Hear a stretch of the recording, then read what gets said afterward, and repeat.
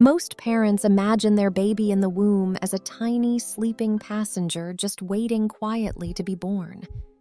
The truth is nothing like that. Decades of research led by Dr. Janet DiPietro at Johns Hopkins University shows your womb is actually a busy classroom. But knowing this usually just gives us more anxiety. A few years ago, I actually sat on my bed at 8 p.m. and cried. I was exhausted from a full day of work, but I was obsessively tapping a kick counter app on my phone. I felt like pregnancy was a performance review, and I was failing. That was until a Japanese mother saw me stressing and gently introduced me to a concept called Taikyo. It is the Japanese philosophy of minimalist prenatal education. No apps, no spreadsheets, no guilt. She explained that your baby is already doing 6 secret behaviors completely on their own. Let us look at what your baby is actually doing right now while you simply relax and breathe. Behavior number 1 is building a flavor profile. You might think your baby only drinks milk after they are born, but they are actually eating what you eat right now. Around week 20, their taste buds are fully developed. They swallow amniotic fluid every single day, and that fluid takes on the strong flavors of whatever you just had for lunch. Scientists even did an amazing experiment with carrots to prove this. Mothers who drank carrot juice during pregnancy had babies who completely loved carrot-flavored food when they started eating solids. The babies of mothers who did not drink it absolutely hated it. Your baby is already forming their lifelong food memories and preferences. You do not need a strict and stressful diet plan to teach them this. Just by enjoying your normal daily meals, you are already sharing your culture and your tastes with them naturally. Behavior number 2 is recognizing the most important sound in the universe. If you ever worry that you are not talking to your belly enough or playing enough classical music, please stop stressing right now. Dr. Barbara Kiselewski and her team at Queen's University proved something incredible. They played tape recordings of different voices to babies inside the womb. When the baby heard a stranger's voice, their heart rate slowed down because they were paying attention to something new and unfamiliar. But the second they heard their mother's voice, their heart rate immediately sped up with excitement. They do not need fancy headphones pressed against your stomach to learn who you are. They are constantly listening to the natural rhythm of your voice while you are in meetings or talking to your partner or just singing in the car. They already know exactly who you are and they love it. Behavior number 3 is mapping their universe through movement. When you feel a sudden kick or a sharp jab in your ribs, it is easy to think they are just restless. But from week 9, they are actively practicing how to be a human in the outside world. They tumble, they yawn, they suck their thumbs, and they even practice crawling motions. You only feel the strongest kicks, but they are constantly in motion whenever they are awake.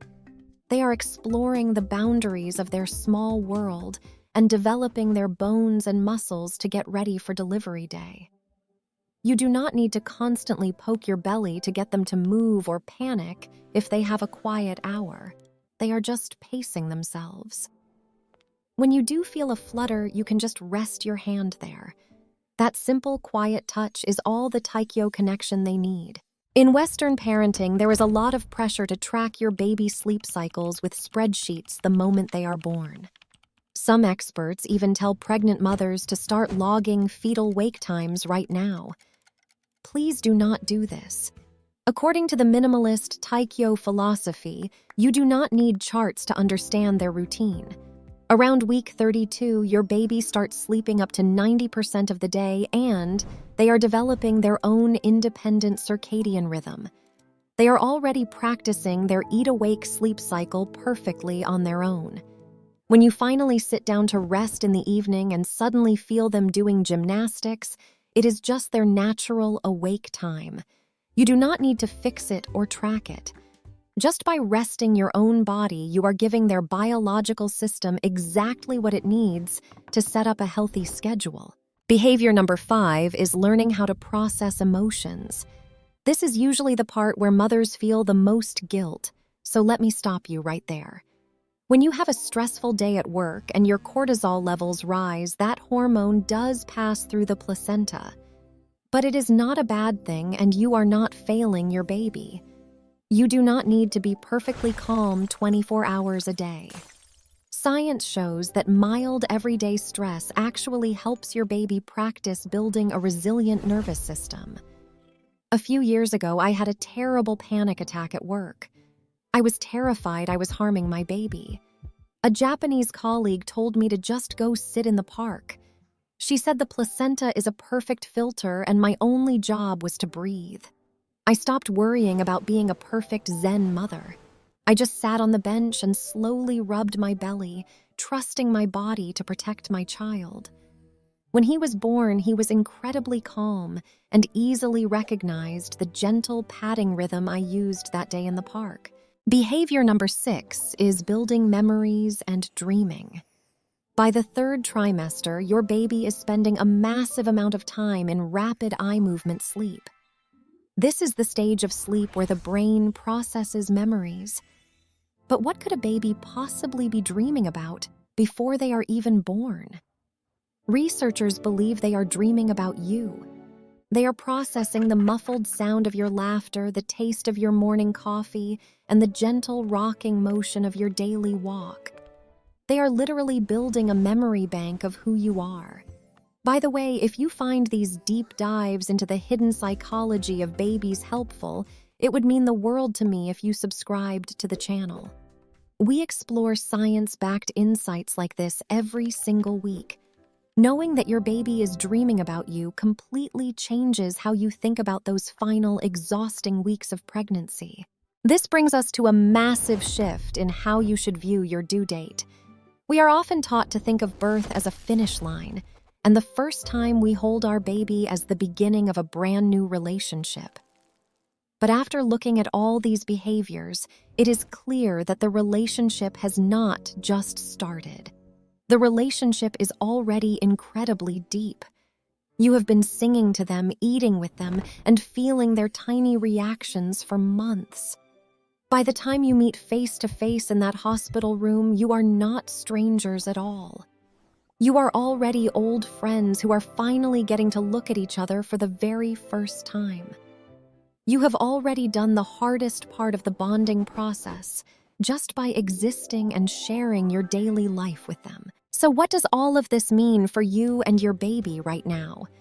It means you can finally let go of the exhaustion and the pressure. You do not need to constantly monitor your belly to prove you are a good mother. We started this video with the heavy weight of trying to measure every tiny movement with a kick counter app.